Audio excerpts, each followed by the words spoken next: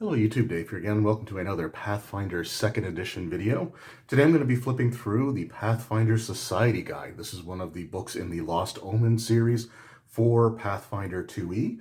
Now the Pathfinder Society is sort of a reused phrase within the Pathfinder mythos, I guess you could say. It is the name for their organized play system. So if you were to play games at your local game stores, which you're obviously not doing probably at this point in time, but when that opportunity arises again, or when we have in-person conventions again, a lot of the scenarios run there are done for the Pathfinder Society, which is, like I said, their organized play system. But it's also an organization that exists within the game world itself. And so this Pathfinder Society Guide is meant to flesh out or to give you options for characters that are part of that organization, or just to introduce that organization overall into your game. Taking a look at the back here, it reads, "The name of the game. Founded over 400 years ago, the Pathfinder Society has witnessed and involved itself in some of the most pivotal events in the Inner Sea region and beyond. Throughout it all, Pathfinder agents have held to their iconic adventuring creed: explore, report, cooperate. The Pathfinder Society Guide throws open the gates on one of the biggest adventuring associations in the world of Galarian. Ally with these intrepid scholars, oppose them with the help of their many foes, or join them to seek the heights of fame and glory within the pages of the Pathfinder Chronicles." The retail price is $34.99 US. I think it's about $10 or so more Canadian, which is I think around 40. I think it's around $44.99 or somewhere in that neighborhood anyway. And I've got to be completely and totally honest, I can't fully remember if this is a book that I purchased myself or if it was sent to me by the folks at Paizo. So like I said, there's just a lot of stuff going on back then. If this was one of the books that they sent me, I just want to give them, full credit for that. Regardless, though, I do have this book in my possession. However, this is really, honestly, the first time I'm going to be looking through the book. I skimmed it when I first ended up receiving it, but I don't really remember anything about it. I just wasn't in the right frame of mind to sit down and read or go through and try to formulate any type of review video. So we're sort of taking this journey together, I guess you can say. So this will be a flip through so you can see what's in there, and I'll give you sort of my thoughts as we go through. And you can obviously formulate your own opinions. So let's just get right into it here. And where this is a Lost Omens book, this is sort of considered to be like a compendium type of book or a companion book. It's not necessarily vital or essential to the rule set itself, but it does give you a lot of great flavor text, a lot of background information, and there should be some new options scattered throughout here. So the first thing we have is a table of contents. Chapter 1 is our introduction, which has a history, so I'm assuming like a timeline kind of thing, and the life of the Pathfinder Society. Chapter 2 is the Pathfinder Society factions. So I guess there's different sub-organizations within. Then we have the lodges in Chapter 3 and society options in Chapter 4. And then we have our glossary and index. So let's sort of go through here. And again, some really fantastic artwork. I've always heard people say that they're critical of the Pathfinder art style, but I really like it. This picture here with just the wizard, whose name escapes me at this point, but sort of being stalked by the mimic while he's distracted by these mystical runes is just really cool artwork. So we have our introduction here. We also have some backgrounds, so some new backgrounds to add to the game: archaeologist, Pathfinder recruiter, spell seeker, trailblazer, and translator. So it's always nice to have those background options that give you access to skill proficiencies or skill training, as well as usually some attribute increases, and typically they'll come with some sort of feat. And here we have our timeline of the Pathfinder Society, and it does continue on, as you can see sort of in the margins here. So that's pretty cool. Pathfinder Chronicles, I want to say that Pathfinder Chronicles was the name of a product line during the first edition Pathfinder era. I can't remember if they were like standalone adventures or if they were like supplemental books, kind of like the Lost Omens series. But I do remember seeing the phrase Pathfinder Chronicles quite a bit. So it just gives you that a little bit of information there as well. Relations. And again, we have our timeline stuff continuing. We've got some slang, which is awesome to have. I always love when they do like just that little bit of world building, giving you some phrases or expressions that you can use to really, make your characters feel like they're part of the world. For example, mana waste, a needlessly enchanted magical contraption that is an utterly unwarranted squandering of expense and effort. I love that. Head of the Aeon Stones, a sarcastic reprimand when someone erroneously assumes that the Aslanity are responsible for an innovation or sight rather than giving credit to another society, as if blinded to other possibilities. By the brilliant Aeon Stones orbiting their head, there are other cultural variations such as Old Mage, Jatembe's Salt Shaker, with regard to the Magwani Expanse, and drinking in the Earth Sin, with an over-attributing phenomenon to ancient Thessalian. So yeah, just cool stuff. Sewer duty, an adventure that involves gratuitously unpleasant conditions, for insufficient compensation. Again, it's just nice to see sort of stuff like that in here. And again, we've got like the history and the background of the Pathfinder Society, information on how to join, what the training is like, confirmation. So it's like I said, I kind of regret not having spent more time being able to look through this first, but I really wanted to get some sort of video out, and like I said, I thought it'd be kind of fun to sort of flip through the book at the same time as all of you are seeing me flip through it and getting my initial sort of opinions or impressions caught on camera. So we get the Pathfinder Chronicles again. It's sort of like a paper, I guess, like a newspaper type thing. The rules of the society, leadership discoveries, controversy. So that'll be an interesting section to read through. So that's sort of all our background information. So when we get into the factions, this should be sort of the stuff that your player character might be more interested in. So we've got the different ones here. Looks like there's some previous factions as well.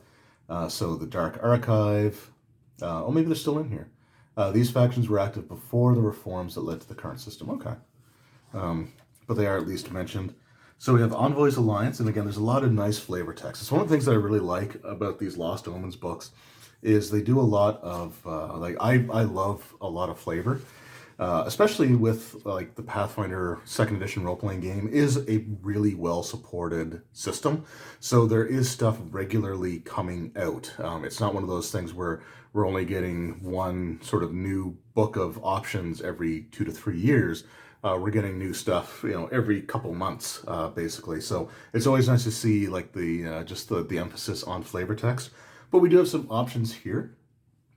So Envoy Alliance gear, we've got some items. So we have a body recovery kit, communication bangle, and a writ of authenticity. So we got magic items. I'm going to assume, and this looks like an important NPC for the organization, I'm going to assume that some of these ones might also have maybe feats or spells.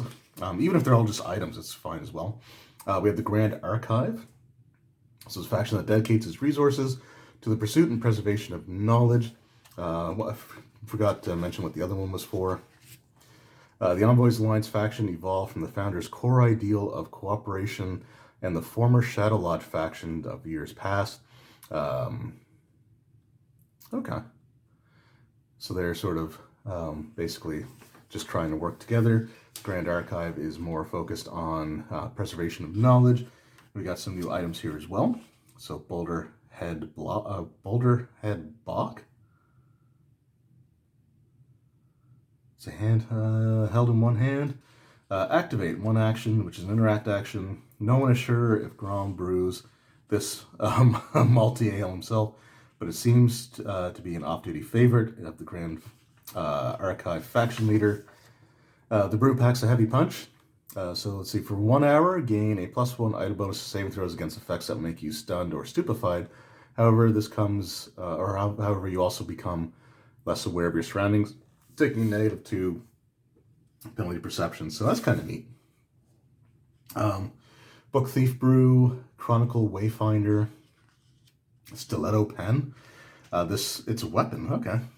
This weapon is fully functional, lavish ink pen with a clip that can be attached to the pocket or bandolier and easily retrieved as a free action. Using an action to interact with the pen allows the wielder to disengage the stiletto blade that slides free of the upper body or reattach the previously removed blade. Okay. It does 1d4 piercing, so it kind of functions like a dagger, which is kind of neat.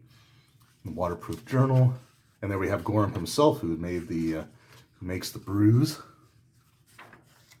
The Horizon Hunters, so they are an individualistic organization that takes the explorer portion to heart. So they're the ones that you're probably going to see wandering the most, I would imagine. So it looks like so far it's just all new items that we have added, but it does follow a very similar formula with giving you a lot of decent flavor text. Some new items to use, and some an important NPC. The Vigilant Seal. Explore, report, cooperate. For each word, Pathfinder Society's motto, a faction exists. That exemplifies it. The Horizon Hunters leave no stone unturned. The Grand Archive seeks to catalog all the envoys. The site's fourth faction, however, dedicates itself not to a word in the Pathfinder motto, but to what it sees as the necessary but unspoken and often unappreciated final pillar of the society operations cleanup. So these are the guys that would go in if something goes wrong, which it usually does, especially if you have player characters involved. Again, we got some new magic items. Okay, so here we have feats. So the feats are just for the agents in general. They're not necessarily tied directly to one of the factions, it doesn't look like. So you do have some option there. The scrolls. Scroll master feats. Oh, okay. So yeah, options for characters that use a lot of scroll magic. That's actually kind of cool. I believe there was a hybrid class in first edition Pathfinder that did that as well. So it's kind of cool to see some options for that there as well. And then we have the new spells. And then focus spells. So we got some sword master feats. Okay, so it actually gives you a pretty decent amount of new options, which is really, really cool.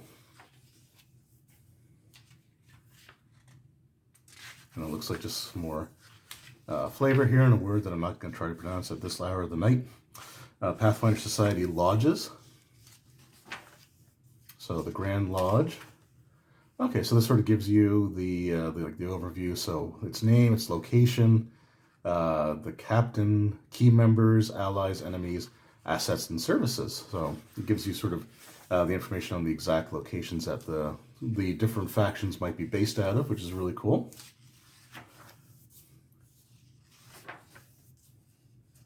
So again, I'm always, like I said, just really surprised by and pleasantly surprised by the amount of flavor text in here. So when I resume operating running my Pathfinder campaign again, because somebody else, a friend of mine, took over for one of the chapters, but I want to see if I can sort of integrate the Pathfinder Society into it maybe a little bit more. So this book makes me want to do that, which I think is always a good thing. So it sort of sparked my interest in just a beautiful amount of flavor text included in here, which is great. And if any of these lodges are in locations that the Age of Ashes storyline takes the players to, then that might be sort of an additional hook that I can get them to use, which is cool. Open Road Lodge. I love the Pathfinder goblins. I know they're sort of a polarizing thing, but I really like them. So we got that. It looks like they also each have their own some items or some new mechanics that you can add to the game as well, which is again always nice to see. But it's done, still with quite a bit of moderation, which is nice. So there's plenty of options, but they're not overwhelming. Pathfinder gear. So these are just your adventuring gear. So we got things like false manacles, earplugs, depth gauge, concealable thieves tools, which is an important thing to have, grappling arrows, glass cutters, marked playing cards, a rubbing set for doing transfers, Snowshoes, water purifier, again, probably pretty important. Wax key blank. So yeah, just again, a lot of cool stuff in here. Academy instructors, so again, we got some feats here. Some of these are tied to specific classes. So for example, we've got ones for the rogue or swashbuckler, this general one, rogue swashbuckler, monk, fighter ranger. Okay, so we got a fighter ranger one there as well. So again, just a nice little mix. And then some more magic items. The poppet, endlessly modifiable poppet familiars. Oh, these familiars, okay. Made of wicker and wood, are among the most basic construct familiars available to Pathfinder agents across the globe. So again, that's kind of neat. And then we have our glossary and index. Advertisement for the Gods of Magic book, which is also a fantastic one. And there you go. So that is the flip through of the Pathfinder Society Guide. Like I said, this is really my first time going through it. So unfortunately, I don't have a more informed, I guess, opinion based on its contents, but I'm going to label this as a flip through and early impressions. But like I said, I've really continuously been surprised by these Lost Omens books. I always kind of, at first had some concerns or trepidations when it came to some of them, especially like the Gods of Magic one was one that I was worried about. The Legends one, I was also a little bit kind of worried about. But I really find that they strike a really great balance with world-building flavor text that you can use to flesh out your campaigns, as well as still giving you a decent array of options. With the Pathfinder Society, so there's a lot of feats that we had in the book that, while some of them were class-specific, there was a lot of ones that were just available to anyone to use. So it's one of those things where any character should be able to find something that they can use in this book, which I think is absolutely wonderful. So yeah, this isn't what I would consider to be an essential purchase or pickup. But if you are interested in the world building, in the flavor, and the organizations and factions that operate within the Pathfinder campaign setting, then this is an absolutely excellent book to pick up. And that's sort of how I feel about all of the Lost Omens books. I wouldn't consider any of them to necessarily be essential, but they are all worthwhile, and they all are, and at the very least, they look like they're going to be an entertaining read with lots of useful and fun information, and again, some really cool options. So I am looking forward to spending more time with this. There's a lot of stuff on my plate right now, but this is something, like I said, that I want to integrate into my Pathfinder Age of Ashes campaign once I take over Game Master duties once again. So let me know in the comments below if any of you have picked up the Pathfinder Society Guide and have been using it in your campaigns. Let me know what your experiences with that has been. And if you want to see a more thorough, comprehensive review, let me know in the comments below for that as well. I can't guarantee it anytime soon. I'm still trying to get sort of back into the swing of things, and at this point, I don't want to overload myself when it comes to feeling overwhelmed by the amount of videos I'm trying to get out. But if you do want to see that, let me know, and I'll do my best to get it out at some point in the very near future. So once again, thank you guys very much for watching. I hope you enjoyed, and I will see you all next time. Take care.